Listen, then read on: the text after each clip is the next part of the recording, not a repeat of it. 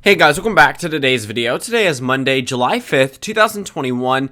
Happy Independence Day, technically. I mean, we're celebrating it today and many of the businesses across the country. So I just want to say, hope you guys had an amazing 4th. Hope you guys are having an amazing 5th. Wanted to talk about the 2022 gubernatorial election here in Texas that might have a pretty interesting shakeup. There's so much happening so far with a race that wasn't supposed to be really competitive after 2018. Now, Governor Greg Abbott is the incumbent governor now running for a third term, first elected back in 2014. So he can run for re-election. There's nothing prohibiting him from running for a third term. So here he is already announcing and endorsed by President Trump that he will be running for Texas governor. And not much of a surprise to the voters in the state of Texas. I mean, when you're an incumbent Republican in a state, you typically want to run for re-election if you know you can win. And history tells us that Greg Abbott has historically outperformed Democratic performances on other statewide levels in the state of Texas. In 2014, Wendy Davis was the Democratic nominee for governor, and there was some discussion about maybe she could actually end up winning in this state. Now, she ended up losing by over 20 points, and it was not at all some type of revolutionary margin for the Democratic Party. I mean, they actually did worse than they did in 2012. Given the circumstances of the year, sure, it makes sense that they did worse than 2012, but I wouldn't exactly say that this is something that the Democratic Party should have even been remotely happy about. 2018 was also a similar story, despite the national environment being Democrat +8, with Beto O'Rourke nearly winning a Senate race here on this same exact ballot. Greg Abbott defeated his Democratic opponent, Lupe Valdez, by over 10 points. So you can see here that he has a pretty strong electoral history across the state, and fast forward to 2022, we're now in a position where he seems to be on a pathway to be reelected. If you take a look at the state of Texas over the past couple of elections, 2020, 2016, things become pretty consistent in the state. This is the only time 2016 and 2020 were the only times in the 21st century in which Texas was decided by single digits on the presidential level. Not even in Obama's first election. John McCain still won here by 12 percentage points. So looking at the state itself, there isn't much hope for Democrats, I would say, against maybe Greg Abbott immediately, but with a number of issues such as infrastructure coming along a very important way in the state, especially following a number of natural disasters that have hit the state of Texas already, and in an effort to prevent ones from coming in the future or from them being as detrimental to the state itself. So that issue is going to be risen up. But what I've seen so far from the election data, from the polling so far, is that I wouldn't exactly expect this state to be voting for the Democrats in 2022, especially given the potential circumstances of the year. Now, I'm not going to say the Democrats shouldn't fight for it, because I absolutely think they do. I'm also a firm believer that opposition parties should always challenge races with stronger candidates, maybe not waste tens of millions of dollars, but certainly challenge them, because you need to build that foundation. I feel the same way about Texas. When you see Republicans in other states that were in positions where, based off margins, they might have said, okay, why don't we give up? For example, Michigan in 2008, Barack Obama won there by 17 points, and because the GOP didn't give up the state, they ended up winning it 8 years later. So monumental shifts can happen very rapidly over time. Texas can be the same way. I think that in every state there should be a strong candidate representing the opposition party, because you do want to lay out that foundation. But the thing about Texas is that we are not going to be talking much about some type of Democratic opponent. I mean, yes, there is the speculation that Beto O'Rourke will be running for governor. There is also a primary challenger now for Greg Abbott, the incumbent governor, the chairman of the Texas Republican Party, and he actually served as a United States representative. Now, not in Texas, he served in Florida, but Allen West is a name that actually I confused back from 2020 with the Democratic primary opponent in the state of Texas for the, at least at initial glance, I missed the name itself.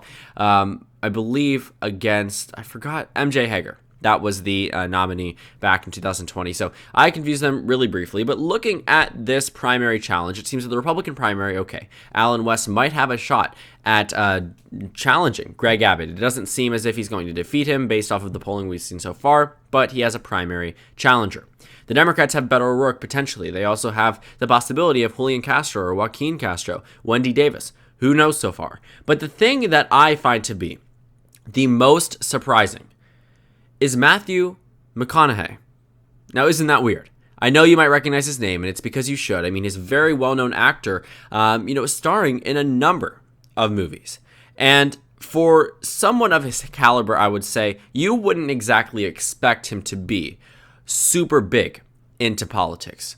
We don't know his party registration. I believe he's a registered independent, but we don't know the affiliation as to which side he takes.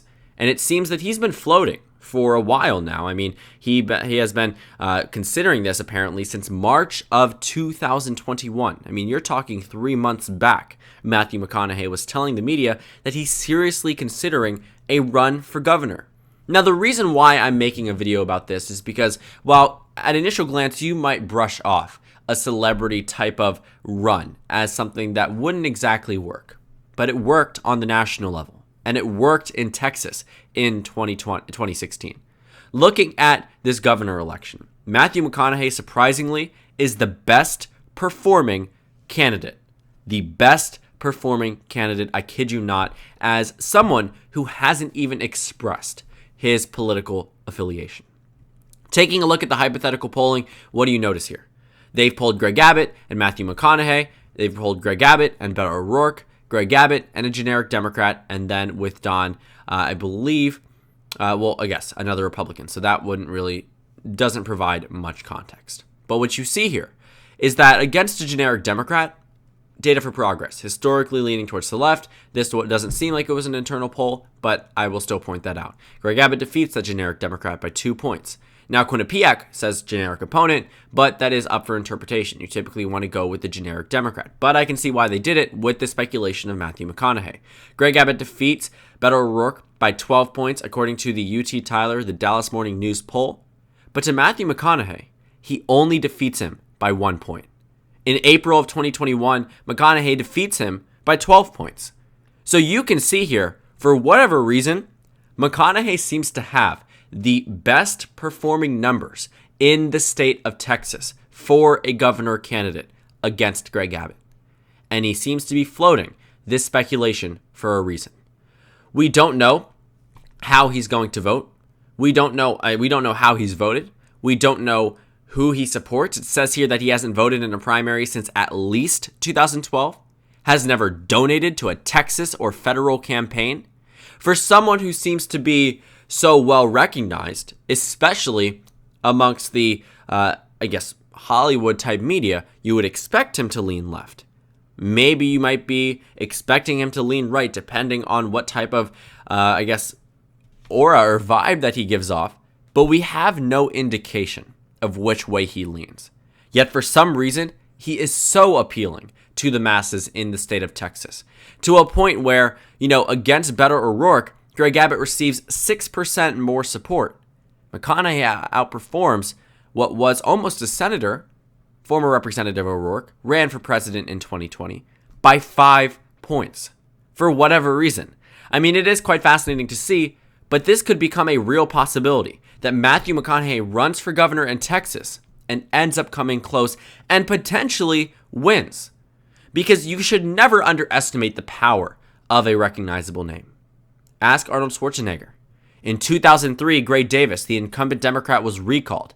He put his name on the ballot amongst over 100 other candidates, and he ended up getting 48.6% of the vote. Ask why. Well, you have to understand who he was, who he is. You probably recognize his name. I recognize his name. I grew up knowing exactly who this was, and people across the state learned to recognize him as a celebrity. California also has a pretty strong history with electing celebrities. Ronald Reagan, when he was governor of the state. Caitlyn Jenner is now running in the recall election in 2021. For some reason, these governor elections seem to attract celebrities. And while it doesn't always work, there are indications that name recognition outside of politics can spill over into politics and win you elections. Donald Trump is the most recent and perfect example. I don't know how closely you guys watched the news media back in 2016. I watched CNN a lot more than I did now because it was at the time, I did not really care about which news media station that I watched. So I watched CNN. I remember them covering a special segment about Donald Trump before he had even, before Iowa caucuses even occurred. And they were having this discussion about will Donald Trump's polling numbers fall? I mean, people are saying he's a household name. That's why he's at 10%. And I remember that 10% number because he seemed to be climbing in the polls at that point. But people were saying, is Jeb Bush going to be able to outperform him? Donald Trump and Jeb Bush arguably had the same name recognition. But Jeb Bush amongst a very different audience than Donald Trump. But at the end of the day, that audience that Donald Trump had was enough to pour over to boost him in terms of the Republican primary and boost him to victory. Him being a household name was enough. Matthew McConaughey, I would say, is a very recognizable name. If he is to run for governor in Texas, I can tell you now, he will probably be more recognizable than other statewide officials in the state. Even people who might be willing to run. Maybe not more than Abbott or O'Rourke amongst the state of Texas, but potentially amongst the rest of the voters compared to other candidates. More than the attorney general. More than the governor candidate, Allen West, who's wishing to primary Greg Abbott. So this could seriously become a very real possibility, and I find it to be fascinating that we could now see potentially another celebrity run for governor in the state. Because the first time I saw this, I was so shocked, saying that, quote, it's a real consideration, end quote, that he was going to run for governor. Think about this. I mean, for what is expected to be a traditional midterm year might be shaken up by a few special governor elections, and which Democrats may not have had too much hope in before against Greg Abbott, given his long and strong electoral history across the state. I mean, he wasn't just the governor. He served in other statewide positions in the state of Texas. But now they could actually have an opportunity, as rather than have a Republican and maybe not have a Democrat, but instead have an independent. Instead have someone they know might govern in a little bit different of a style. Matthew McConaughey, an actor. What political experience does he have? None. Has he been socially outspoken before? Occasionally. But we seriously do not know where he stands. And I think that's also the enticing part for many of these voters. Because right now, he can't be characterized or classified with the Democratic Party. Because he gave no indication that he would be running as a Democrat. Which means this message of socialism, this message of left-wingism, of, whatever type of message that the Republicans do try to pin on Democrats, what can you pin on independents? Because they don't have a political party. Unaffiliated isn't a party. There's no independent party of the United States. There are various independence parties. I'm sure there are some in Texas, given the long secessionist movement history. But looking at that I by his name, that completely removes any type of political classification. I'm sure the right wing will try to classify him as a far-right candidate. But if we do not, as general American citizens, if the voters in Texas don't know how he stands currently, yes, that might be something that they may be a little apprehensive about, but it also provides a sense of security knowing that he's not one of the standard type of acting Hollywood elites that's very liberal. He hasn't been outspoken on many things in the past. And while I'm sure there will be some type of dirt, something that will come up whenever you run for office, it's a lot more scrutinizing, I would say, than becoming an Academy Award-winning actor, but I'm sure there's scrutiny in both ways. The media loves to go through every single part of your life, but they will certainly go into way more if he is to run for governor, especially if he comes the front runner or the runner-up, doing better than a potential Democratic nominee. I mean, looking at what might happen in this Texas race, the Democrats haven't announced anyone so far. It might be in a position where they might say, we will allocate our resources to McConaughey if he truly wants to run. And this wave of celebrities starting to enter into politics also might be coming as a result, a direct result of President Trump's impact. When you see Donald Trump, if we were in a position 8 years ago, we were having the same discussion, and I told you that right as Obama was just reelected, right after his inauguration, going into his second term, 5 months into that in 2013. And I told you today, Donald Trump will be the next president of the United States. You'd probably laugh. You'd probably think, oh, it's a joke, it's a movie, it's something, publicity stunt, whatever it might be. You might not, you wouldn't trust that. You wouldn't think that is true. We probably aren't going to see Governor Caitlyn Jenner. And while we are dooming on it now, I don't think it's the same situation as it was for President Trump, as it was for businessman Donald Trump back then. But Matthew McConaughey, the numbers don't seem to lie. With many undecided voters in Texas, it does show that they may be apprehensive, but are more open to him as governor than they are with a generic Democrat, than they are with Beto O'Rourke. Essentially, it seems as if McConaughey is the best bet for opposition to Abbott candidates, whether that's Democrats, whether that's Republicans who don't want to see him win re-election, maybe anti-Abbott Republicans, maybe due to infrastructure or a couple of issues. They may find more in common with McConaughey, at least in terms of ideas now, in terms of policy now, than they might with Abbott. But they might not necessarily agree with the Democrat. They might not necessarily agree with the party that they may not have supported before. But that I by the name allows for a lot more exploration, allows for a lot more discussion, and you just become a much more, I would say, seemingly bipartisan candidate. If it comes down to a race between a Republican and an independent, it will end up maybe not favoring McConaughey, maybe not favoring the independent, but I do think that the independent, just title by the name, will make this race a lot less polarized, or hopefully a lot less polarized, because polarization truly does not help either party, because it does swing back and forth, and it's nothing that I would say should be encouraged. But I want to see what happens in Texas. We've been looking at a number of various governor elections, but rarely do we divulge and go into individual states. But this McConaughey, continuous speculation, I mean, he didn't just fuel it once, he's fueling it recently. In fact, I just saw this article about McConaughey just a few days ago, not a few days ago, saw it today, I believe it was written a few days ago, but essentially, we are starting to see more and more fueled speculation about it, and it either could be McConaughey testing the waters, or just media reports constantly asking him the question and him giving the same exact response.